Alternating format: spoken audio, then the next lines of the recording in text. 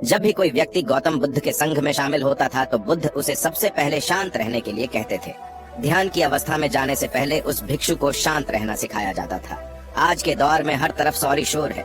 इसकी वजह से दिमाग में तनाव पैदा होना लाजमी है। ऐसे में अगर आप हर रोज कुछ देर मौन रहने का अभ्यास करते हैं तो इससे आपके तनाव पैदा होने वाले हार्मोन के लेवल में कमी आती है। इससे आपका दिमाग शांत होता है, गुस्सा नियंत्रित रहता है और तनाव बढ़ाने वाले हार्मोन्स का लेवल घटता है।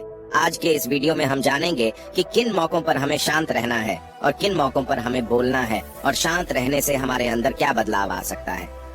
दोस्तों, संध्या काल का समय था। गुरु अपने सभी शिष्यों को बुलाते हैं और कहते हैं, कल सुबह सब लोग नदी में स्नान करने के बाद तुरंत हमारी कुटिया के सामने उपस्थित हो जाना।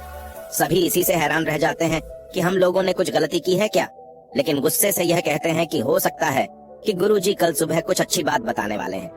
सब लोग रात को सही समय पर सो जाते हैं और सुबह उठकर सभी लोग नदी में स्नान करने के बाद वापस गुरुजी के सामने उपस्थित हो जाते हैं। गुरु कहते हैं, आज हम तुम सबको चुप रहने के फायदे के बारे में बताऊंगा। गुरु कहते हैं, 10 मौके जहां पर चुप रहने से होता है लाभ और बोलने से नुकसान। गुरु कहते हैं, अगर आप इन 10 मौकों पर शांत हो गए यानी मौन हो गए तो आप जो चाहेंगे वही मिल जाएगा। आपकी जिंदगी में चमत्कारिक बदलाव शुरू हो जाएंगे। जरूरत से ज्यादा बोलना या चुप रहना दोनों ही अच्छी बात नहीं है। जैसे जरूरत से ज्यादा बारिश हो जाना या फिर धूप दोनों ही दिक्कत देती है, उसी तरह अनावश्यक बोलने से भी काफी नुकसान होता है। गुरु कहते हैं कि पहला ऐसा मौका जहां पर व्यक्ति को चुप रहना चाहिए, बिना तथ्य के ना बोले। गुरु ने कहा, अगर आपके पास कोई तथ्य नहीं है तो वहाँ चुप रहने में ही भलाई है। चुप बैठने से दिमाग में नई कोशिकाओं का निर्माण होता है और इससे ज्ञान की वृद्धि होती है। बोलने में भलाई वही है जहाँ आपको किसी चीज के बारे में पूरा ज्ञान हो। अगर आप बिना तथ्य के कहीं बोलते हैं या फिर बेवजह बोलते हैं तो आपका वहाँ मजाक भी बन सकता है। अगर आपके पास पर्याप्त जानकारी नहीं है, ऐसी जगह पर बोलने से आपका मजाक तो बनी रहेगी, साथ ही साथ लोगों का भरोसा भी आपसे उठने लगेगा। इसलिए ऐसी जगह पर शांत रहो जहाँ तुम्हें पता ना हो कि क्या बोलना है क्या नहीं। कई बार कुछ लोग ऐसे होते हैं जो हर जगह अपनी उपस्थिति बताने लगते हैं। उन्हें पता नहीं होता है कि हमें क्या बोलना है, लेकिन फिर भी बोलते जाते हैं और फिर बाद में दूसरे लोग उनके जाने के बाद उनका मजाक उड़ाते हैं। जब तक आपको उस तथ्य के बारे में अच्छा ज्ञान नहीं है, उसके बारे में पता नहीं है, तो वहाँ चुप रहना ही ज्यादा समझदारी है। गुरु ने कहा, दूसरा ऐसा मौका जहाँ पर व्यक्ति को चुप रहना चाहिए। शब्दों से न पहुंचे ठेस, अगर आपके शब्द किसी को मानसिक ठेस पहुंचा रहे हैं तो वहाँ चुप हो जाना चाहिए। कमजोर व्यक्ति के बारे में कुछ भी बोलकर आप महान नहीं बन सकते हैं। महान आप किसी कमजोर का साथ देने में बनेंगे। कई बार होता है कुछ लोग अपने से छोटे व्यक्ति को भला बुरा कहते रहते हैं। सामने वाला इंसान तो कद से आपसे छोटा है, वह आपको कुछ नहीं बोलेगा, लेकिन आप उसकी नजरों में गिरते चले जाएंगे। हो सकता है कि कल वह भी आपसे पद में बड़ा हो जाए। पद में आपसे जब वह बड़ा हो जाएगा तो आज जो रवैया आपका उसके साथ है, आने वाले समय में वह भी आपके साथ वही करेगा। आप किसी को नीचा दिखाकर बड़ा नहीं बन सकते हैं। बड़ा बनना है तो अपने से छोटे लोगों का इज्जत भी करना सीखें और साथ ही साथ बड़े लोगों का भी सम्मान करना चाहिए। लोगों को लगता है कि अगर वह अकड़कर बोलेंगे और सामने वाले को नीचा गिराने की कोशिश करेंगे तो वह बड़े बन जाएंगे, तो यह उन सब की भूल है। बड़े होने की बजाय आप उनकी नजरों में गिरते चले जाएंगे। गुरु ने आगे कहा, इसलिए शिष्यों, तुम सब जब भी बोलना आदर भाव से बोलना ताकि तुम्हारी बात लोगों को अच्छी लगे। बोलने में भाई बहन, माता पिता, मित्र इत्यादि संबोधन शब्दों का इस्तेमाल जरूर करना। इससे तुम्हारी मान प्रतिष्ठा तो बढ़ेगी ही, साथ ही साथ लोगों की नजरों में तुम समझदार व्यक्ति बनते जाओगे। गुरु ने आगे कहा, तीसरा मौका जहाँ पर व्यक्ति को चुप रहने में ही भलाई है। क्रोध या घृणा करने वाले लोग, जब कोई अपना या सगा संबंधी आप पर क्रोध कर रहा हो, आपका अपमान कर रहा हो, तो आपको उस वक्त चुप रहना चाहिए ताकि सामने वाले का गुब्बारा पूरी तरह से फट जाए। आप यदि सही हैं तो उसे कतई माफी ना मांगे और चुप रहकर ही सही समय का इंतजार करें। वह खुद आपसे माफी मांग लेगा जब उसे अपनी गलती का एहसास हो जाएगा। गुरु आगे कहते हैं कि अगर आपका कोई सगा संबंधी आप पर क्रोध कर रहा हो और आप उस समय शांत हैं, तो यह आदर सम्मान देने की निशानी होती है। इससे न कोई छोटा होता है और न ही बड़ा। अगर आपको क्रोध आ रहा है तो आप या तो वहाँ से किसी का अनादर किए बिना चले जाएं या फिर चुप रहें। क्रोध करने से आपके रिश्ते खराब होंगे। क्रोध करने से हमेशा क्रोध करने वाले व्यक्ति का ही बुरा होता है। गुरु आगे कहते हैं कि एक बार की बात है, एक सांप जंगल से भागते हुए किसी राजा के घर में पहुंच गया। लोगों ने छेड़खानी की तो वह बहुत ही गुस्सा हो गया, जिससे घर में जो तलवार पड़ी हुई थी उसी को लपेटकर कसने लगा और धीरे धीरे उसका पूरा शरीर कट गया। ठीक उसी प्रकार हमारा गुस्सा भी हमारे शरीर को तलवार की भांति काटता रहता है। गुस्सा ध्यान से खत्म होता है प्रतिदिन। अगर आप ध्यान की मुद्रा में बैठे हैं तो आपका गुस्सा आपके नियंत्रण में रहेगा। गुरु आगे कहते हैं कि यह तरीका है कि आप प्रतिदिन ध्यान का अभ्यास करें। इससे आपके शरीर में जो हार्मोन्स गुस्से को बढ़ावा देते हैं वह सब तुम्हारे नियंत्रण में रहेंगे, जिससे शरीर गुस्से पर आसानी तुम्हारा से काबू पा लेगा।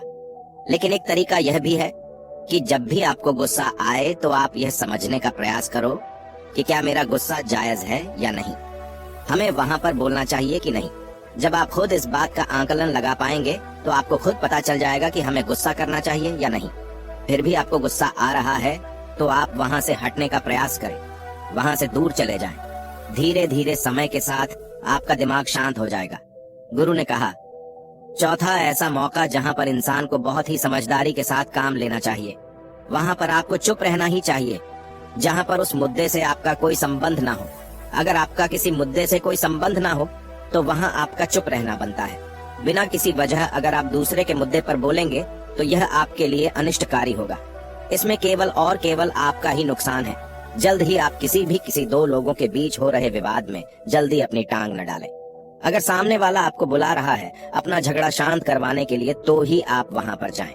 किसी की व्यक्तिगत जिंदगी में दखल अंदाजी नहीं देनी चाहिए जब तक कि वह व्यक्ति आपको नहीं बुलाता है।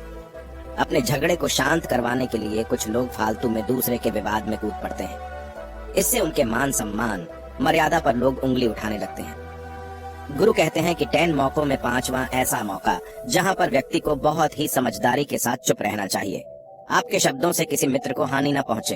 अगर आपके शब्द सामने वाले के परिवार या मित्रों की प्रतिष्ठा के बारे में बुरी झलक दिखा रहे हैं तो आपको चुप रहना चाहिए। किसी के परिवार या फिर मित्र के बारे में बुरा बोलने से केवल आप ही बुरे बनेंगे।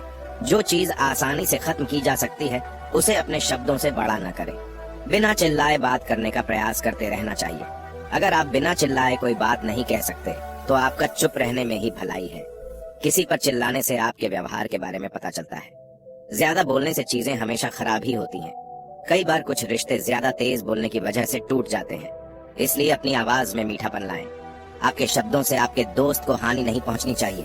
कभी कभी दोस्तों के जब हम मजाक हैं तो रहे कि आपके शब्दों से किसी का अनादर न हो। मजाक को भी हमेशा शब्दों के मायने में ही रखें। जहाँ किसी को शब्दों से चोट लगे वहाँ चुप हो जाएं। ज्यादा बोलने से हमेशा नुकसान ही होता है। किसी और की प्रतिष्ठा को अपने शब्दों के माध्यम से उसे हानि नहीं पहुंचानी चाहिए।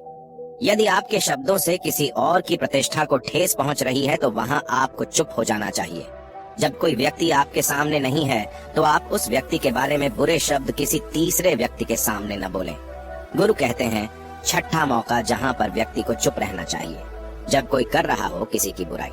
जब कोई आदमी आपके सामने किसी तीसरे आदमी की बुराई कर रहा हो तब तुम्हें चुप रहकर बस सुनना चाहिए। अपनी राय व्यक्त नहीं करना चाहिए, क्योंकि जो आज आपके सामने किसी तीसरे की बुराई कर रहा है वह कल किसी और के सामने आपकी बुराई भी कर सकता है। यदि आपने कुछ कहा है तो नीति शास्त्र के अनुसार जो अपने मुंह को बंद रखता है और बुद्धि से काम करता है वही इंसान समझदार होता है। बिना जरूरत के बोलना, किसी के बारे में किसी के बीच में बोलना यह गलत बात है। कभी कभी हमारे लिए बुद्धिमानी इसी में होती है कि हमें अपना मुंह ऐसी जगह पर नहीं खोलना चाहिए। गुरु आगे कहते हैं कि 10 मौकों में 7वां ऐसा मौका जहां पर व्यक्ति को चुप रहना चाहिए, जब कोई नहीं समझे आपकी भावना। यदि आपको लग रहा है कि कोई व्यक्ति आपकी भावना, दुख या परेशानी को शब्दों में नहीं समझ रहा है, यदि आपको लग रहा है कि सामने वाला व्यक्ति आपकी भावना या दुख को या आपकी जो परेशानी है उसको वह समझ नहीं पा रहा है या समझने का प्रयास ही नहीं कर रहा है या वह आपको ध्यान से सुन ही नहीं पा रहा है, तो ऐसे व्यक्ति के सामने आप चुप ही रहें, क्योंकि ऐसे लोगों को आपकी भावना या दुख से कोई मतलब नहीं होता है। ऐसे लोगों को अपना राज बताकर आप पछताएंगे ही बाद में। इसलिए हर किसी को अपने मन की बात नहीं बतानी चाहिए। अगर आपको लग रहा है कि सामने वाला आपकी बात को नहीं समझ पा रहा है, आपकी भावनाओं को नहीं समझ पा रहा है, तो वहां पर आपको नहीं बोलना चाहिए, क्योंकि आज में आपका मजाक ही बन जाएगा जब आपको लगने लगे कि सामने वाला आपकी भावनाओं को ठीक तरीके से समझ रहा है, आप जो कह रहे हैं वह ठीक से सुन रहा है, तभी आप उसे अपनी बात कहें। गुरु कहते हैं कि 8वां मौका जहां पर आपको चुप रहना चाहिए, जब कोई इंसान अपना दुख व्यक्त करे। यदि कोई इंसान अपने दुख या परेशानी को आपको बता रहा है तो इसका मतलब यह है कि वह आपको अपना समझ रहा है। ऐसे में तुरंत ही उसे समाधान बताने के बजाय चुप रहकर उसके दुख या समस्या को सुने। उसके दुख या समस्या को किसी और को न बताएं। वह इसलिए नहीं बता रहा है कि उसकी समस्याओं का समाधान कर देंगे। बल्कि वह इसलिए भी बता रहा है कि सामने वाला उसकी बात को समझ रहा है। कई बार बताने से दुख कम हो जाते हैं। आपको अपना दुख इसलिए बता रहा होगा कि उसे लग रहा है कि आप उसकी बात को समझ रहे हैं। दुख बांटने से कम हो जाता है। इसलिए जब कोई व्यक्ति अपना दुख आपसे व्यक्त करे तो आप चुप मारकर उसकी बात को बहुत ही ध्यान से सुने, ताकि उसके दुख कम हो जाए, उसके मन का बोझ हल्का हो जाए, क्योंकि उसके मन में जो भी बातें थी वह आपको सब बता दिया। गुरु आगे कहते हैं कि 10 जगहों में 9 ही ऐसी जगह जहाँ पर आपको चुप रहना चाहिए। जहाँ पर दुष्ट प्रकृति के लोग रह रहे हों और गाली गलौज कर रहे हों तो आप वहाँ पर मत जाइए। ऐसी जगहों से आप चुपचाप निकल जाएं, अर्थात अपनी प्रतिक्रिया दिए बिना आप वहाँ से चले जाएं, क्योंकि जिसकी जुबान खराब होती है, जो दुष्ट प्रकृति के लोग होते हैं, उनको आप ऐसे समय में नहीं समझा सकते हैं। जब उनका दिमाग पूरी तरह से शांत हो जाए तभी वह आपकी बात सुनेंगे। इसलिए जहाँ पर दुष्ट प्रकृति के लोगों आपकी बात को न मानते हो और न ही सुनते हो तो आपको वहाँ पर नहीं बोलना चाहिए। गुरु कहते हैं कि 10 माह ऐसा मौका जहाँ पर आपको शांत हो जाना चाहिए। अपनी सफलता का राज हर किसी को न बताएं। कई बार होता है कि कुछ लोग जो सफलता को बहुत ही जल्दी अर्जित कर लेते हैं, वे हर जगह अपनी सफलता का ढिंढोरा पीटने लगते हैं। ऐसे में क्या होता है कि कई लोग आपकी सफलता से खुश नहीं होते हैं।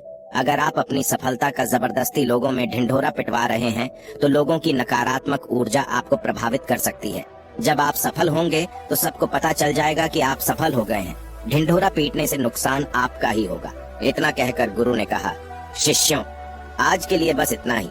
अगर तुम सब मेरी इन 10 बातों को अपने जीवन में अपना लेते हो तो तुम सब काफी हद तक परेशानियों से बचे रहोगे। यहाँ से जाने के बाद मेरी यह बातें आपके जीवन किसी वरदान से कम साबित नहीं होंगी। दोस्तों, मुझे उम्मीद है इस वीडियो से आपको बहुत कुछ सीखने को मिला होगा। अगर आप नए हो तो हमसे जुड़ने के लिए इस चैनल को सब्सक्राइब करना मत भूलिएगा।